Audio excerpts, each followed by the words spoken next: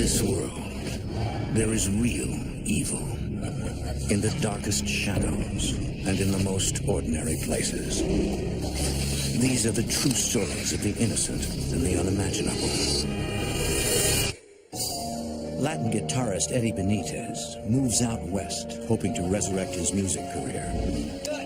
But his optimism soon fades as his new life is shattered by the vicious attacks of a deadly force. Now, he must confront his ultimate fears to protect his family from the evil that is determined to destroy them all.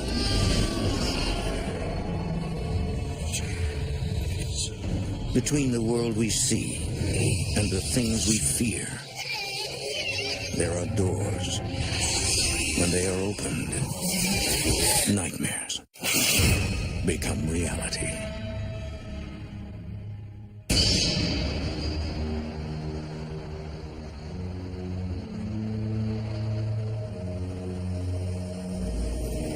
There are those who walk this earth that possess the ability to see the dead amongst the living. For many, this special gift gives hope of life after death. But the spirit world can be deadly, creating a living nightmare for those who can never escape.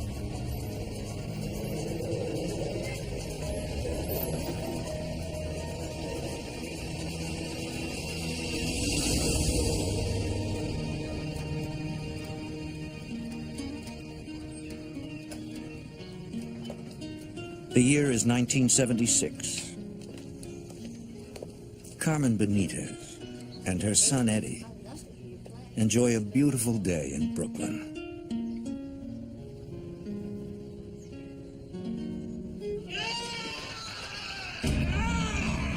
The ranting of a madman suddenly shatters the afternoon calm.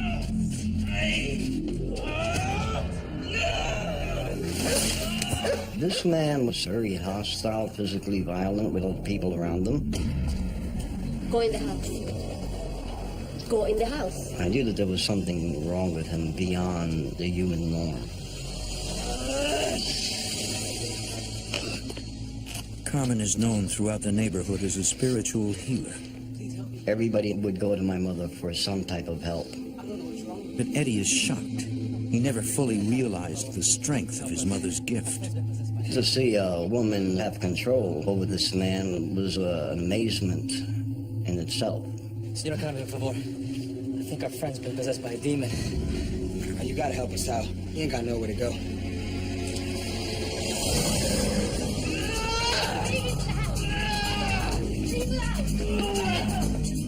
Carmen orders them to bring the possessed man inside her home.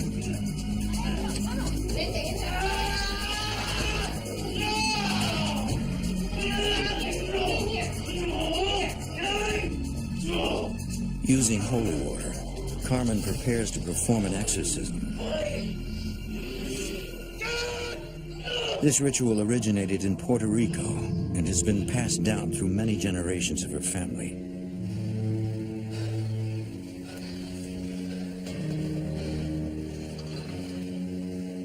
Padre nuestro que estás en los cielos, santificado sea tu nombre. As she repeats the Lord's Prayer, Carmen places the man's hands over a goblet of water, which weakens the evil spirit and prevents its escape from the man's body. Quickly, I need a plate, I got the water now. Nos perdona nuestras ofensas, como así nosotros perdonamos a quien nos ofende. To complete the exorcism, she holds a glass of water and plate over the man's head. Then she taps the glass 3 times and expels the demonic spirit from the man's body, trapping it between the plate and glass of water. You could see that there was an immediate change, not only in the way he looked physically, but in everything else in the room. You could feel it. After viewing what my mother did, that led me to ask a lot of questions about my mother, the power she possessed, and who gave her that power.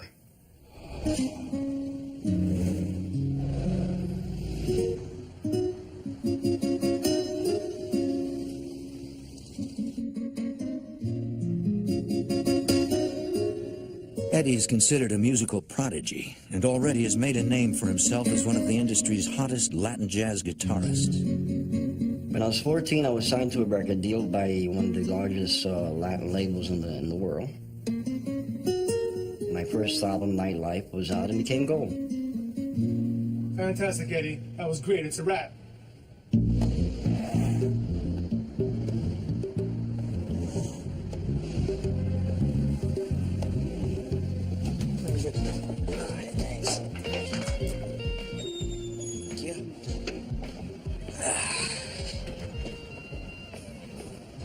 So what'd you think so far?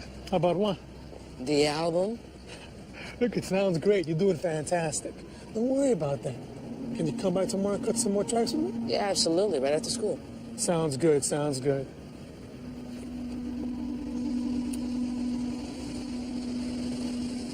All right. You ready to go? Right. Yeah. Okay, let's go. Straight home, okay? No stops anywhere else, all right? Got it. Hey, you have a great day, man. See you. You take care. Thanks. All right. Where you going? Brooklyn, 128 Hayslip. You got it.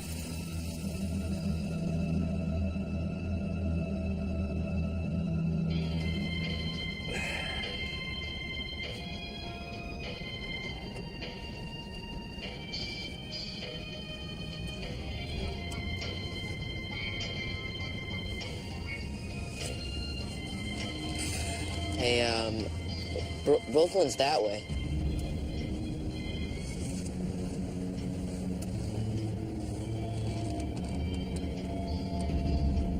Hey, man, where are you going? Hey, why are we stopping, man? Hey, you said no stops. I'm talking to you, man. Why are we stopping?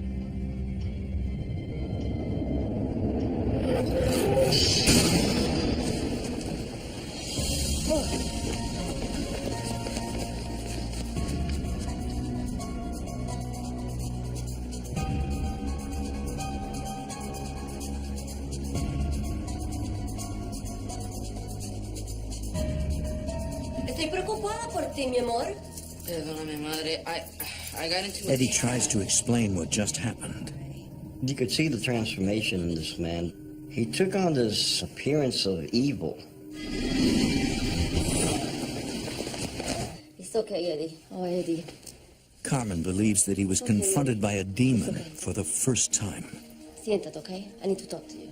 She tells Eddie that he has the ability to interact with the spirit world, You have a special gift a gift that runs in their family. into the spirit.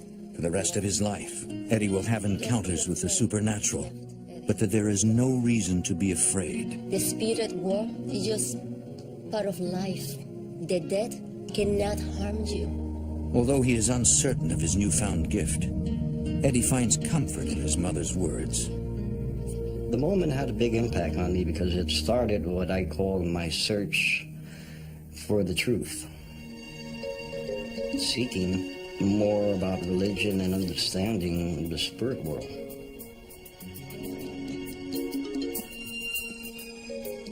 And over the years, Eddie eventually accepts this ability as a part of his life.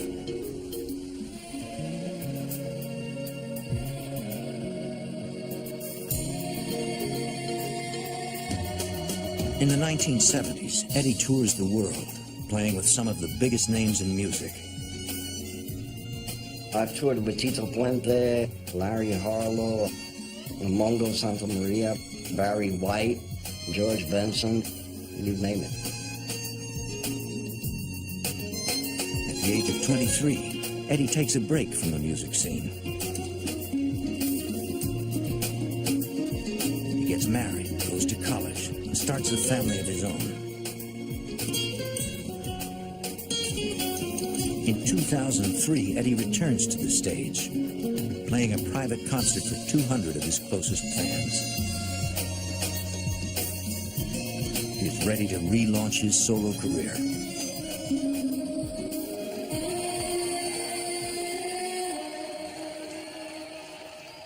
For before I was more commercial, and now my music has matured a lot. I made it more spiritual because of a lot of the things that have happened in my life. Always there to support him are his wife, Myrna, and son, Eddie Jr. Being married for so many years, it's been quite exciting. You meet a lot of different, interesting people in the music world. Me and my dad are really close. You can say we're like brothers. We've always been a close, tight-knit family.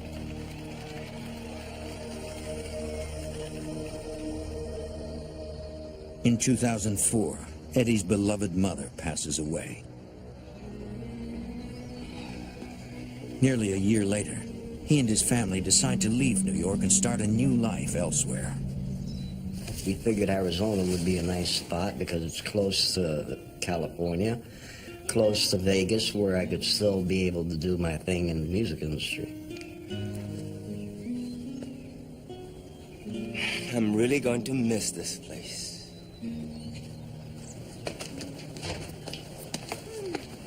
You okay, Dad? Oh, yeah. Well, guys, I think that's everything. We are ready to go. Ready, huh? Yes, but I've made some lunch if you'd like to come in. You want to grab some lunch first? Food. Let's start with that. Let's Go. go.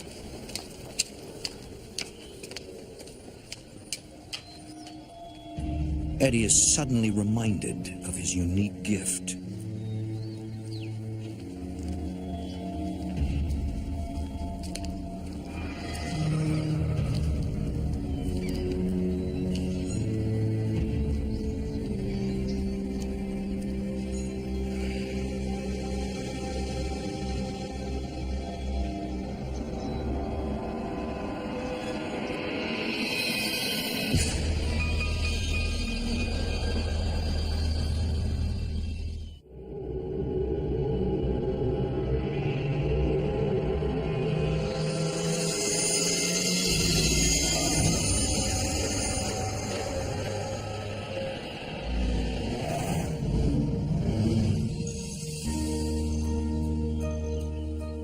A week later, the Benitez family arrives at their new home in Tempe, Arizona. How you doing? This is Baby.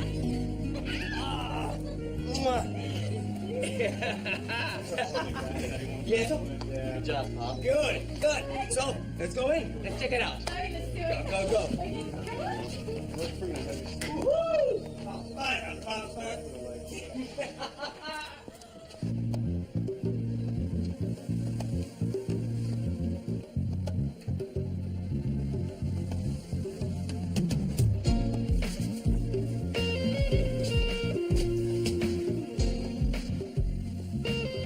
Although they are miles away from New York, they welcome this new phase in their lives. We just loved the house. We were like, this is a fabulous place to be at. We were happy, we were content. Everything was there that we needed. And we would be even more united as a family. It was a house that we would be able to stay in for a very long time.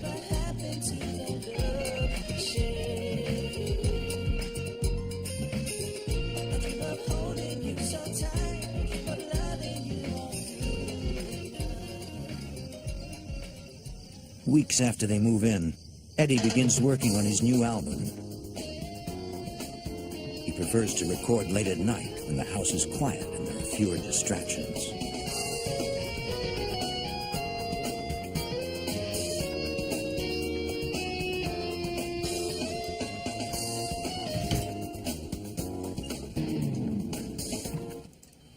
Mifna. Eddie.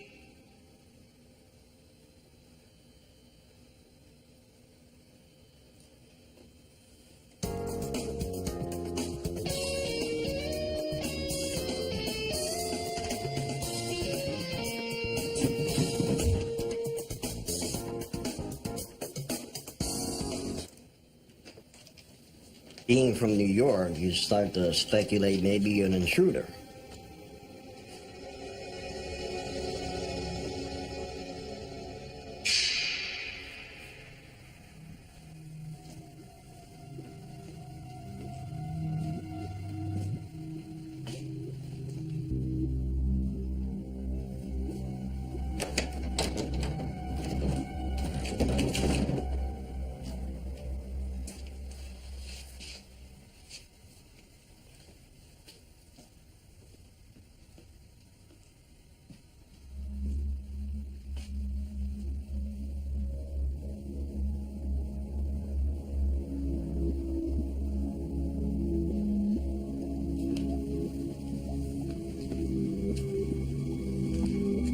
Eddie finds no sign of a break-in. There was nobody around.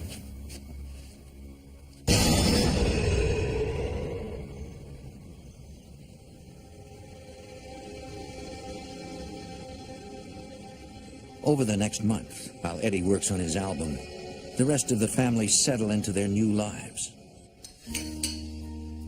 Myrna gets a job as an elementary school teacher. Well, well, well. Buenos dias. Yes. How's it coming? What? The album. How's it coming? It's coming. It's coming. Yes, I know. You kept me up all night. Well, I was working very hard all night long. I'm very glad. Eddie Jr. also finds work as a manager at a large drugstore chain. Help yourself, honey. Ooh, no sir. Where are you going? Off to work. With a bowl? Oh yeah, that reminds me. I met some friends at the gym, so we're gonna go play basketball after work. Have a good day. Okay, buena suerte, chico. He says so. He looks happy. He does.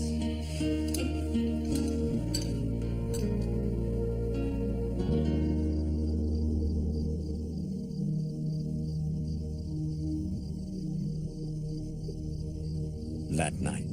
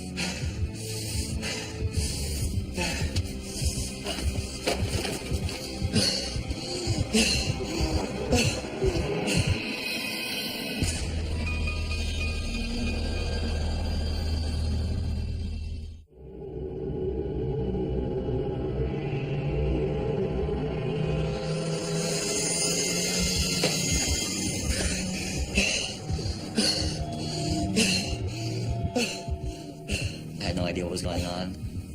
I could just feel my heart just beating out of my chest. It felt like I was having a heart attack. Eddie? Eddie, what's wrong? I can't breathe. I can't. What? Calm down. Calm down. Eddie, mi amor. I can't breathe.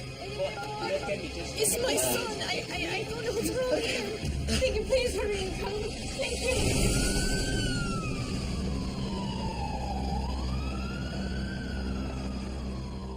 Doctors run a series of tests on Eddie Jr. Well, I've gone over his chart. Blood pressure's fine, his heart's fine. Looks like he probably just had a panic attack. Panic attack? I've never had any problems health-wise. Just didn't make sense at all. Yeah, he's normally calm and relaxed. That can't be right. Well, you know, it could be anything. It could be the stress of the move, could be a new job, anything to set off a panic attack. Look, I'm going to write you a prescription for a mild sedative. I think it'll help calm you down if you have any of these attacks in the future, okay?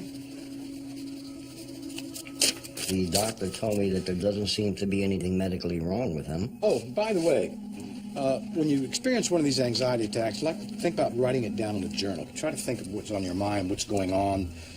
Just keep a record of what happened. Yes. Give us a call if you have any problems. Panic attack.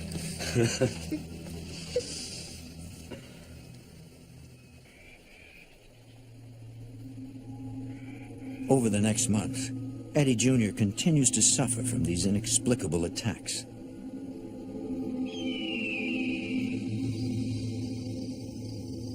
His doctors are baffled, unable to remedy his mysterious condition.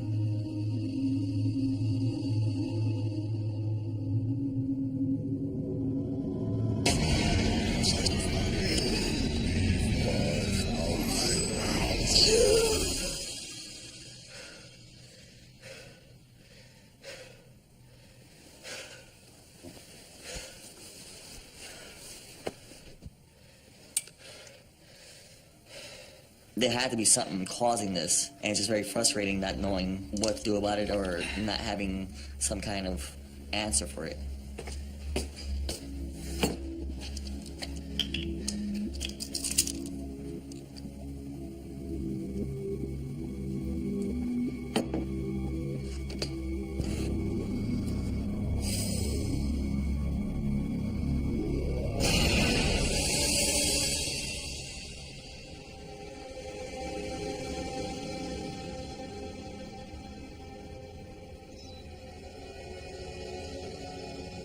Eddie Jr.'s health continues to rapidly deteriorate.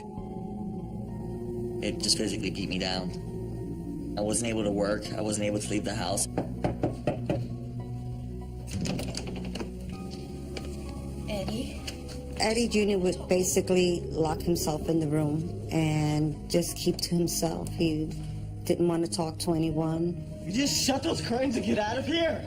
It was very hard seeing him seclude himself. Eddie, come on, please. You've been in your room for days.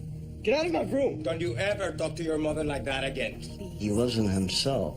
Like there was somebody else in his body. You don't look so good. You're really pale and you need some fresh air. Just get the hell out of my room and don't bother me again.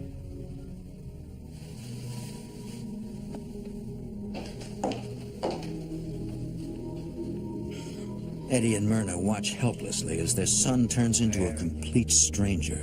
You cannot go on this way, Eddie. We were very frightened because we didn't know if he was going to get better. I did not know how to help him.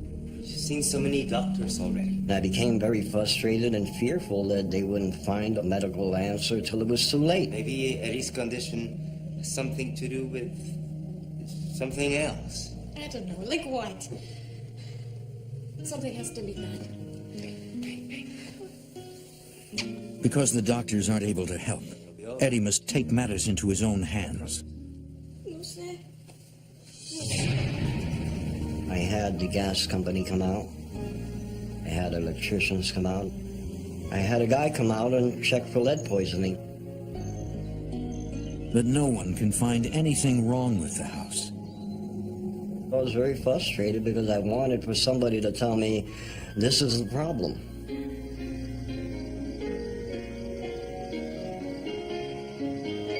One night, Eddie prepares a special dinner for his family, hoping to distract them from the problem at hand.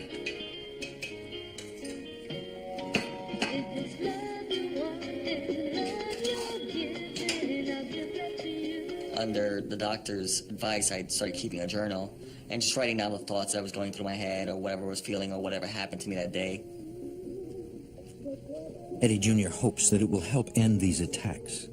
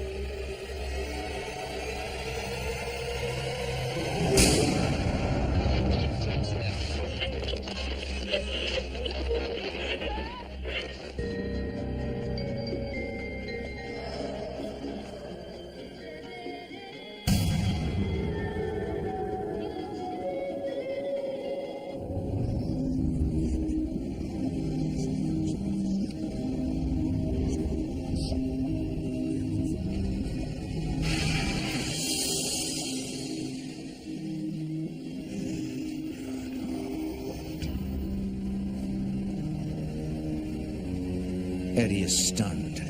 He is beginning to believe that they are not alone in the house. At this point, I'm realizing that it's paranormal what's going on.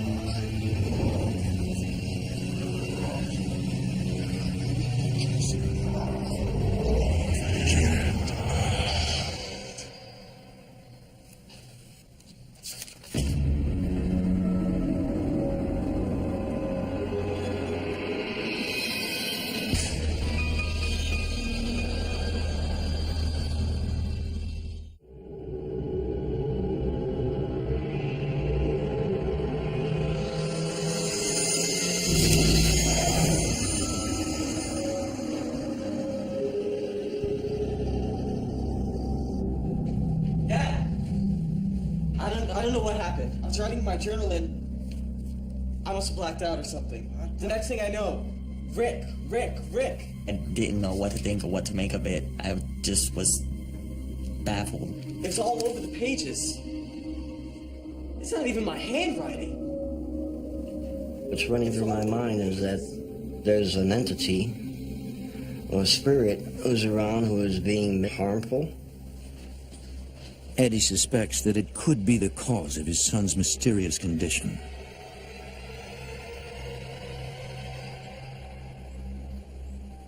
The following morning, Me do too. Yes. The sun won't. Some chicken, some corn on the cob, maybe. Nice. That's just... Hey, buenos dias. Dios, mijo. How are you, son? ¿Qué tal? All right, I guess. Let me make you something. Huh? You want some eggs or sausages? yeah, I'll make you whatever you want. Eddie, what did you do to yourself? What is this? What? They look like burns. Myrna finds two distinct quarter-sized burns at the base of her son's back. Eddie, come over here, please. Look at this. Stand still, Eddie. Papi. For some reason, the entity is targeting Eddie Jr., causing him even more physical harm. They're burns, Eddie. How do you get burns on your back? Eddie's concerns I deepen. didn't do anything. He's unsure how to help his son and fears what may happen next.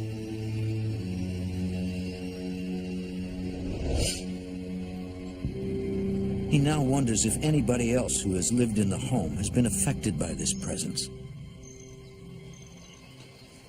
Eddie invites his neighbor over and hopes that he can tell him anything about the previous owners. Good. Good. I see you getting some work done to the house. We've been having some issues with the house, minor stuff. Oh, man, sorry to hear about that. Anything I can do to help? Oh, you know, do you know how to get in contact with the previous owners? You know, maybe they can help us fix whatever is wrong with the house. I don't think that's gonna work there, partner.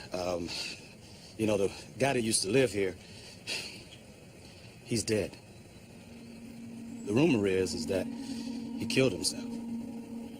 The hairs on my arms and my back just started standing up, and I knew that there was something more to this. Oh, listen, I gotta take this call. Listen, you're in luck. The guy that used to live here, his daughter, she lives right down here on the corner. And if you talk to her, yeah, she could probably help you out, okay? Oh, thanks. Hey, I bless you. Take care. The only lead we had was her father had died there. He had to be the cause of this.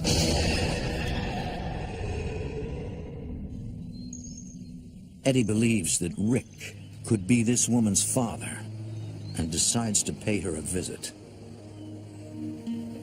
I was hoping to learn the circumstances of her father's death, the type of person he was, and maybe make some sense as to what was going on in my house. Hi, can I help you?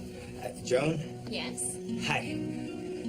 I am Eddie Benitez. I just moved a few houses from here. Oh, yeah. Yeah, I think where your father used to live. Yes, he did. Is that all? Listen, I don't want to intrude, but I need to speak to you. It's about your father, Rick. Listen, please. There's many strange things happening in my house. My son is getting sick. I believe it's your father causing this. Look, I have no idea what you're talking about. My father's name was Christopher. Now, if you don't mind, I've got things to do. Listen, please. Eddie is more confused than ever And now he has absolutely no leads as to who Rick is and why he is hurting his son. I had to try to find out other ways of figuring the situation out and what was going on with him. So I'm at the beginning of the road again. That night, Eddie tries to work on his album, but is unable to concentrate. Although he has never been harmed, he now believes that the spirit world is far more powerful than he ever imagined. And he fears that he may not be able to help his son.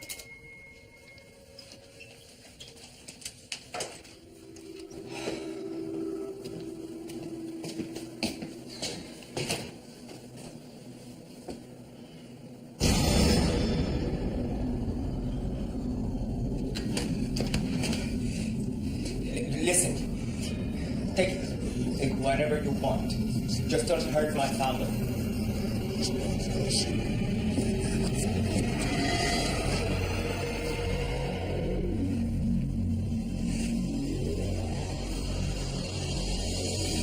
Eddie realizes that the man is not an intruder, but the ghost that is haunting their house.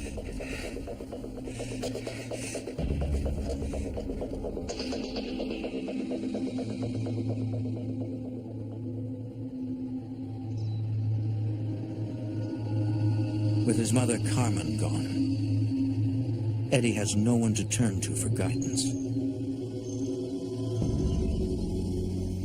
So now I become at a point where I'm more desperate. And this is where I say to myself, okay, I need outside help.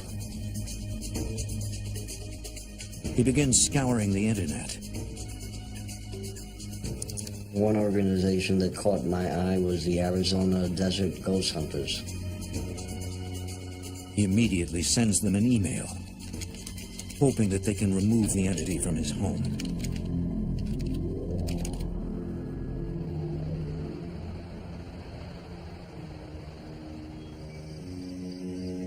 That weekend, a team of investigators arrives at the Benitez home. Ann Martin is the founder of the Arizona Desert Ghost Hunters. We decided to go and see if we can help him because he was having so much activity that we felt it was warranted to go and look, to go investigate.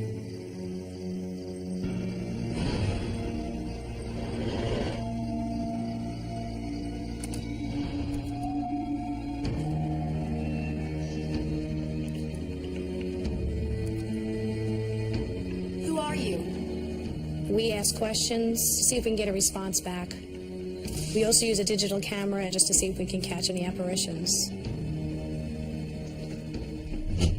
Also a part of the team is Debbie Bennett, an intuitive who reads tarot cards, which give insight into the past, present, and future.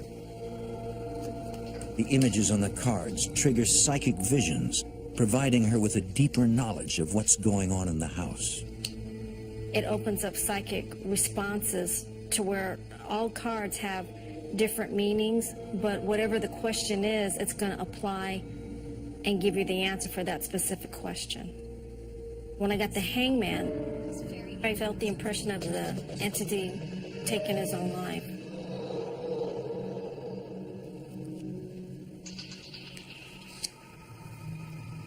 The Ten of Swords represents somebody who chose not to move on. What does it all mean? I'm sensing pain. I could feel the presence of a very angry man. He didn't want me there. I could feel the energy of the entity getting angrier. Who is it? What's his name? I only see the letter R.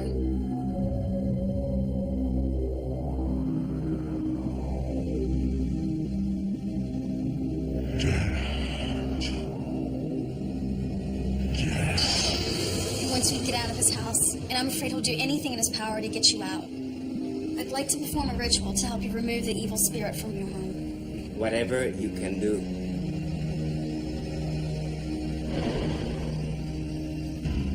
That night, Debbie performs a smudging on the house, a Native American ritual where sage is burned to cleanse the house of negative energy.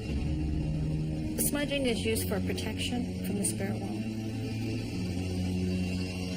Immediately after the ritual, Debbie no longer senses the ominous presence, believing that the spirit has gone to the other side. Over the next few days, there are no signs of any paranormal activity in the house, and Eddie Jr.'s health appears to be getting better. The question was, would this return or not? Because you usually don't get rid of these things that easy. Then, one night,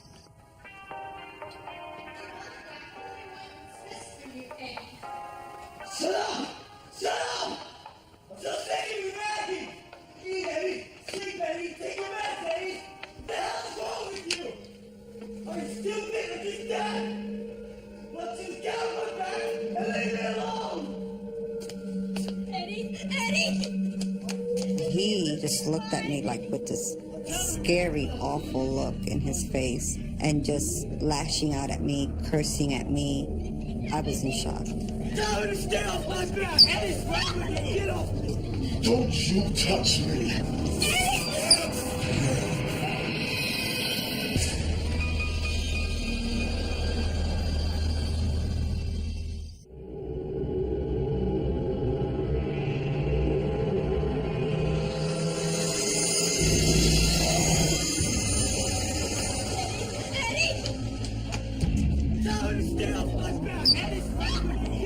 There was a darkness in him. Don't you touch me! Something of evil, and I could feel it. Get me the holy water! No! There! Open it up! It's right! En nombre del Padre, del Hijo, y del Espíritu Santo! As I threw holy water on him, he's screaming, I'm burning, I'm burning. Your fingers here. My mother stopped me. My mother stopped me. Yes! I was going to perform the ritual that I had seen my mother perform many years ago.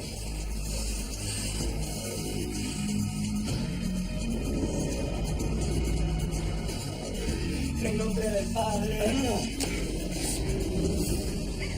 del Hijo y del Espíritu Santo. Amén, Dios Todopoderoso.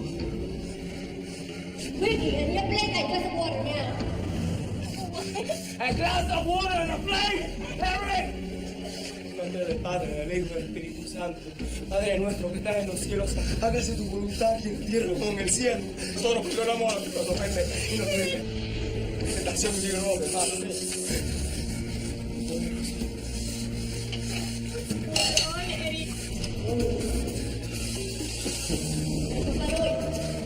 like his mother, Eddie places the glass and plate over his son's head, hoping to trap the evil spirit infesting his body.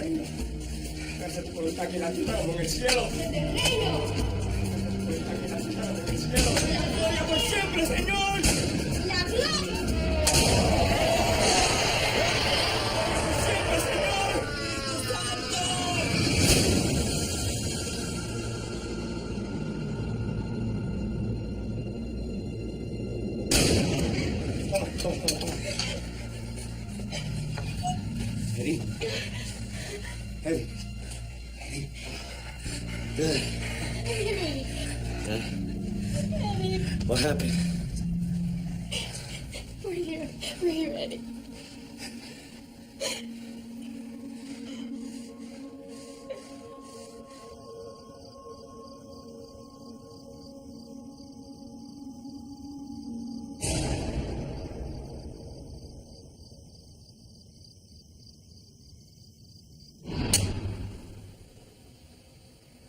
Eddie has faith that his mother's ritual has worked.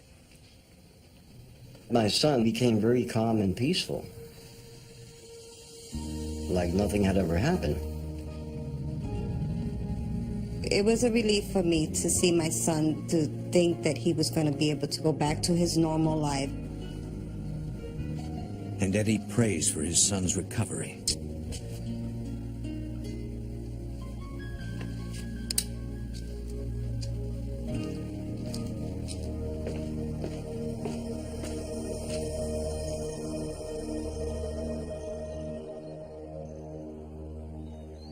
Soon after, life returns to normal for the Benitez family. The house was at peace. We were very hopeful that it would continue. Hey! Congratulations, old man. Eddie's family celebrates the completion of his new album. Open it. Uh-oh. It's the lucky day.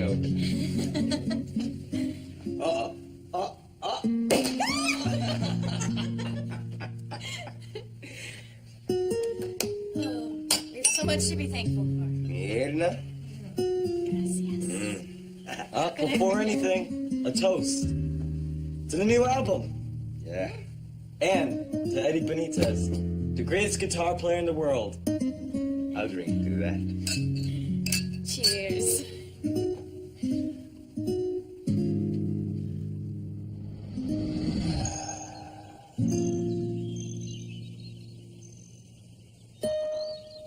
Several days later, Eddie receives a surprise visit from Joan, the daughter of the previous owner. You know, I'm sorry about the other day. You really caught me off guard. I understand. God, it's been so long since I've been in this house. It really brings back a lot of memories. Look, when I told you my dad's name was Christopher, it wasn't entirely true. His middle name was Richard. Only his closest friends and family called him Rick. It was like the puzzle was starting to fall in place. It's just really hard to talk about my dad. He went to prison for a long time, but when he got back, he just had a really hard time adjusting. Of course, I wanted to help, you know? Sure. So I rented him this house.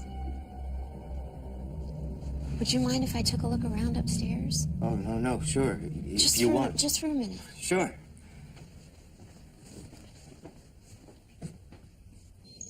Joan asks to see her father's old room.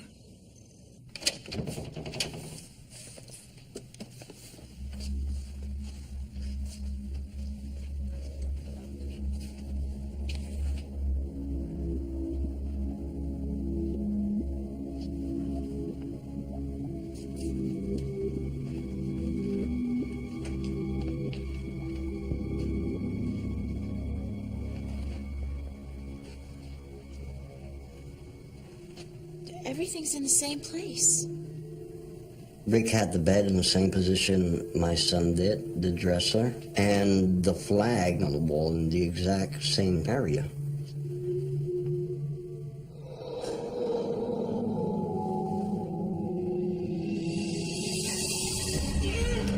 Dad, wake up! Wake up, please.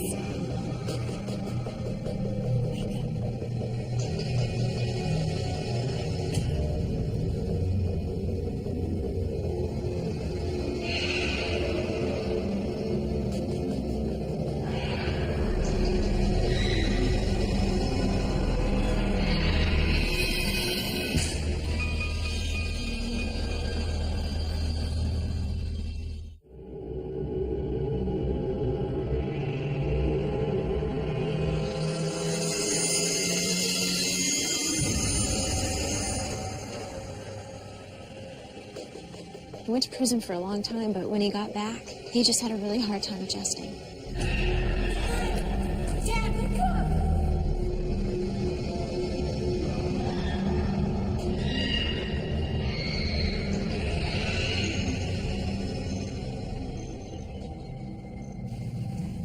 I think I know why my father's trying to hurt your son. Why? Why would he want to hurt him?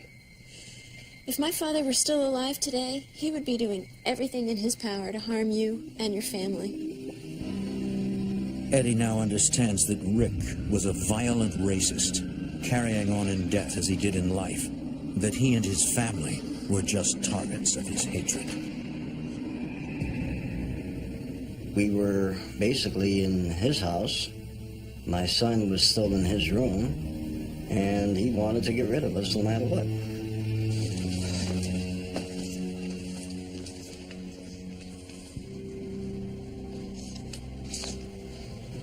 So you really think my father's spirit is in this house? I believe he was. Like I told you, we have some professionals come into the house. They're the ones that took those pictures.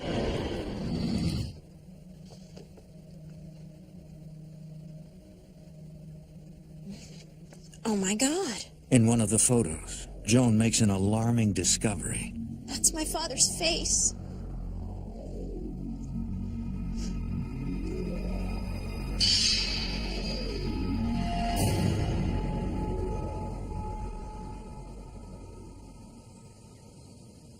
Weeks later.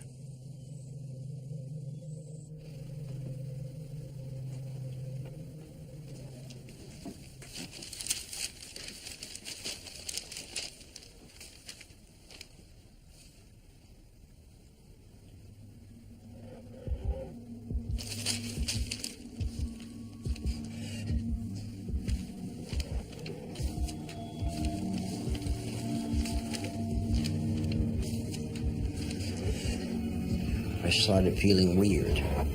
My breathing became distressed. My body was trembling. And I don't know, I just felt like I was dying.